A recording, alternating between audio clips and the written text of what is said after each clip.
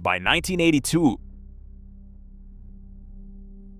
the music world was on life support, albums flopping, industries shrinking, and an invisible wall keeping black artists out of mainstream television. Then came Michael Jackson. With Off the Wall, he morphed from child prodigy to trailblazing solo star, but nothing prepared anyone for Thriller. 70 million copies sold, shattering every record, inventing the blueprint for global superstardom. This isn't just a documentary on Michael Jackson's impact in the 80s. It's the story of how one man changed music, culture, and the very rules of fame forever. But what did it really take to spark that revolution, and at what cost? In 1979, Michael Jackson walked into the studio with a sense of purpose that surprised even those who had watched him grow up on stage. He was no longer the boy wonder from Gary, Indiana, or the frontman of the Jackson 5. He wanted something more, a sound and a voice that belonged to him alone. Partnering with producer Quincy Jones, Jackson began crafting what would become Off the Wall, an album that blended the energy of disco, the groove of funk, and the smoothness of soul. The sessions were intense and often stretched late into the night, with Jackson obsessing over every detail, from vocal takes to percussion hits. When Don't Stop Till You Get Enough hit the airwaves, it didn't just climb the charts, it electrified them. The single shot to #1 and announced Jackson's arrival as a solo force. Rock With You followed, its silky rhythm and effortless falsetto sealing his reputation as a new kind of pop star. Off the Wall sold over 20 million copies worldwide, a staggering achievement for an artist making the leap from group act to solo act. Critics praised the album's infectious sound, and fans found themselves drawn to Jackson's magnetic stage presence and unmistakable voice. Quincy Jones, already an industry legend, became more than just a producer. He was a creative partner. Their chemistry sparked innovation, with Jones encouraging Jackson to push boundaries and experiment with arrangements.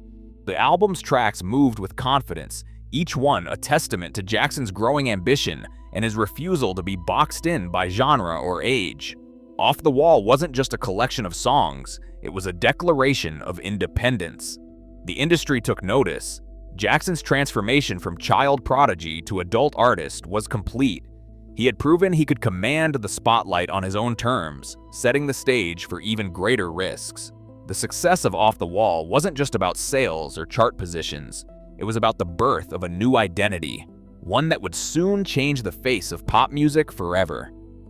In November 1982, Thriller arrived in record stores with little warning of the seismic shock it would send through the music world. Within months, the album was everywhere, blaring from car radios, dominating jukeboxes, and climbing charts in dozens of countries. By the end of its run, Thriller had sold more than 70 million copies, a figure that dwarfed every previous benchmark and forced the entire industry to rethink what was possible. The album's success was not just about numbers, it was about reach. 7 of its 9 tracks became singles, and each one found a home on pop, R&B, and even rock radio. Billie Jean and Beat It played side by side with the Rolling Stones and Prince, breaking down the invisible walls that had kept genres and audiences apart. Executives at Epic Records watched as Thriller's sales figures exploded, week after week. The album didn't just top charts, it stayed there, dominating the Billboard 200 for 37 non-consecutive weeks. It was the first album to be the best-selling record in 2 different years, 1983 and 1984.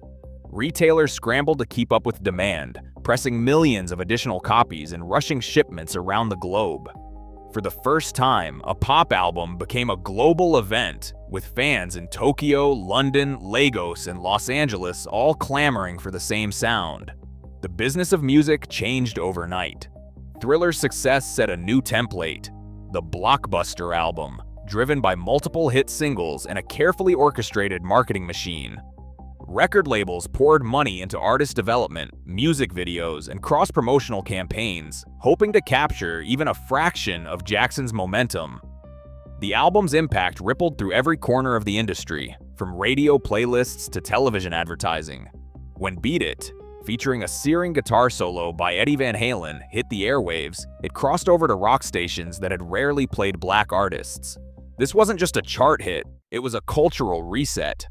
Behind the scenes, executives studied Thriller's playbook, searching for the formula that could replicate its magic.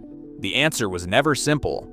Jackson's relentless perfectionism in the studio, his willingness to blend genres, and his instinct for spectacle could not be bottled or bought.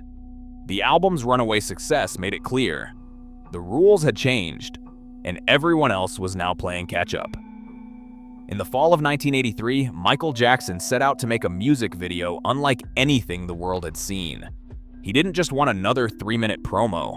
He wanted a story, a spectacle, something that could stand alongside the biggest films in Hollywood.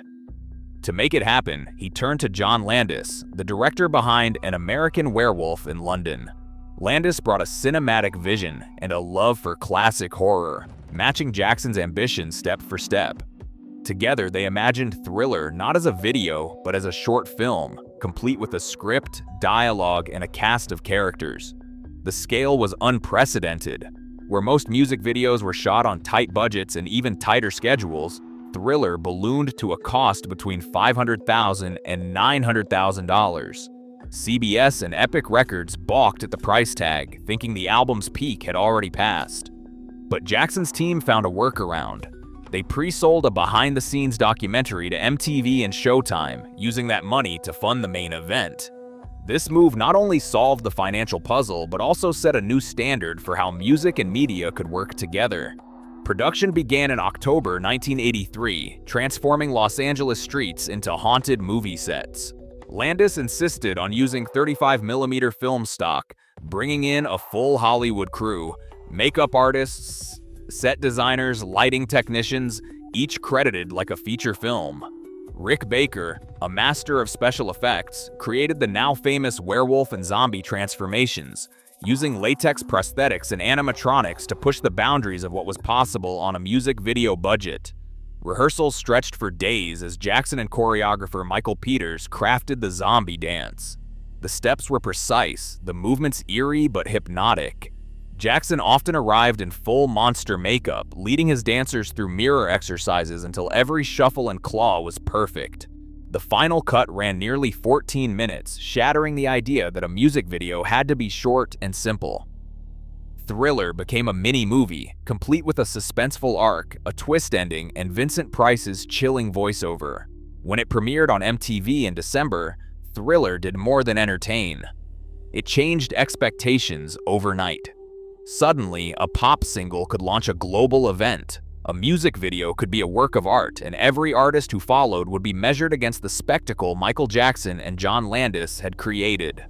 The line between music and cinema had been erased, and the world was watching. On May 16, 1983, a single performance sent shockwaves through living rooms across America. Michael Jackson took the stage at the Motown 25. Yesterday, Today, Forever television special, dressed in a black sequined jacket, cropped black pants, and a single white glove that caught the light with every gesture.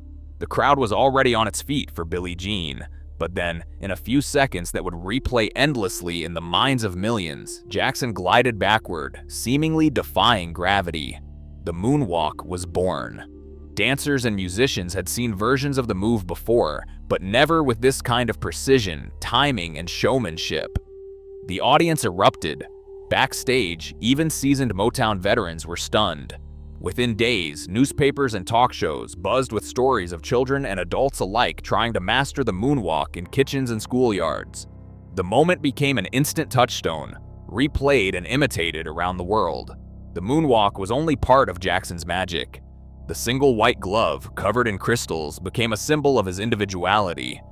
So did the red leather jacket from the Thriller video, the sharply tailored military coats, and the black fedora he wore tilted over one eye. These weren't just costumes, they were statements. Fashion designers scrambled to keep up with demand. In Los Angeles, factories worked overtime to produce sequined gloves and replica jackets. In Tokyo and London, shops sold out of knockoffs within hours. Even the white socks and black loafers Jackson wore on stage became must-have items for fans eager to capture a piece of his style.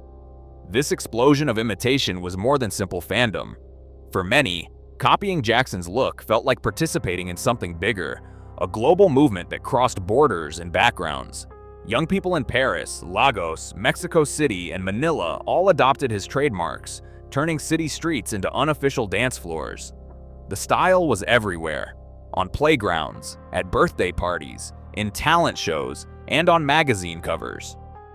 The glove, the jacket, and the moonwalk became shorthand for cool, for possibility, for breaking the rules of what pop stardom could look like. Demand for Jackson-branded merchandise reached unprecedented heights. By late 1983, the sequined glove was outselling some designer accessories, and the red jacket became one of the decade's most recognizable pieces.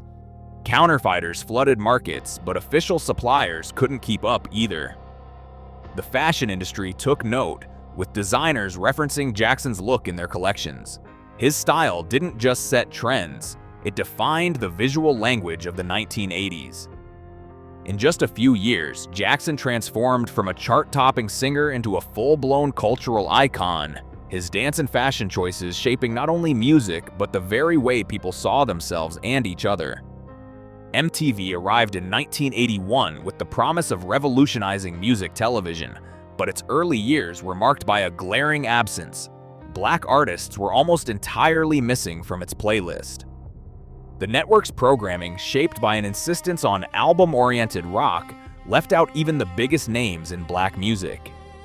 When Michael Jackson's Billie Jean video was submitted in early 1983, MTV's refusal to air it was met with mounting frustration from the industry.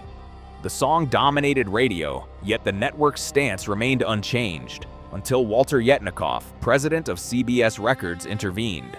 Yetnikoff's approach was blunt.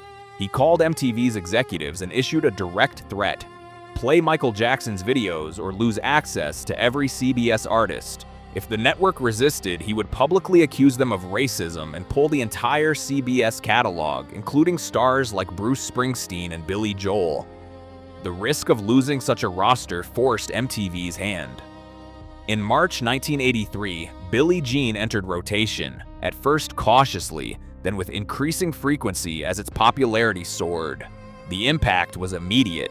Ratings climbed, advertisers responded, and MTV's audience began to diversify. Within weeks, Beat It joined the lineup, followed by Prince's Little Red Corvette. The network's transformation was unmistakable. Michael Jackson's entry didn't just open a door for black artists, it shattered the barrier entirely. Soon, Lionel Richie, Donna Summer, and Eddie Grant appeared regularly, signaling a new era for music television. With this expanded platform, Jackson's influence moved beyond entertainment. In 1985, he collaborated with Lionel Richie and Quincy Jones to create We Are the World, a single that united dozens of major artists for African famine relief. The project became a global phenomenon, selling over 7 million copies.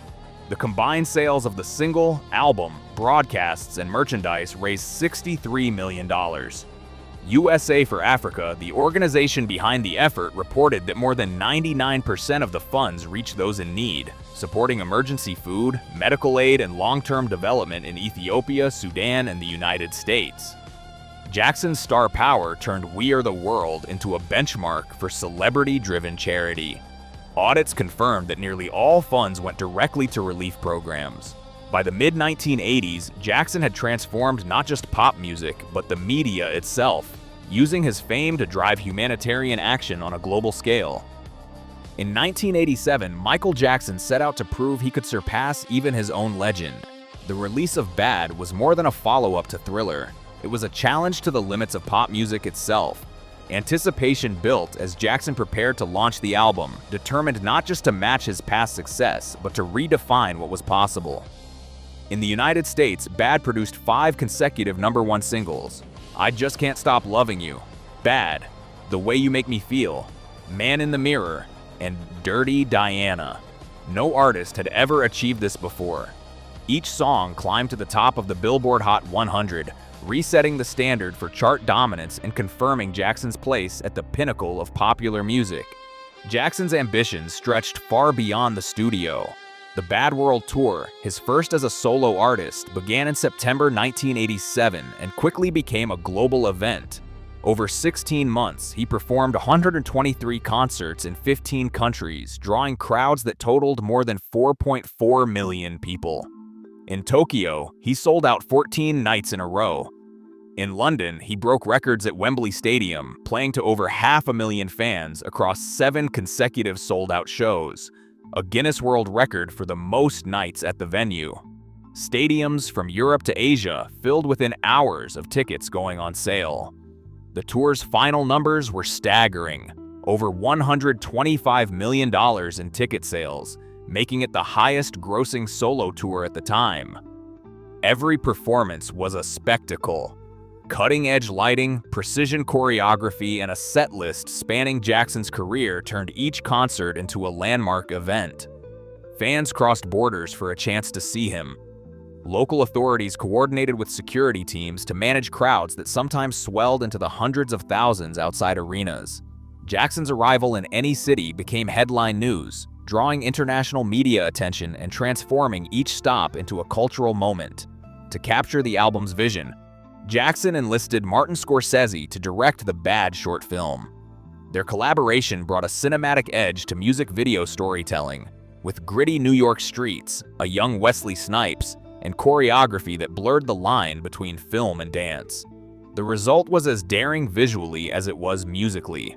Bad was more than a record or a tour. It was proof of Jackson's ability to reinvent and command the world stage.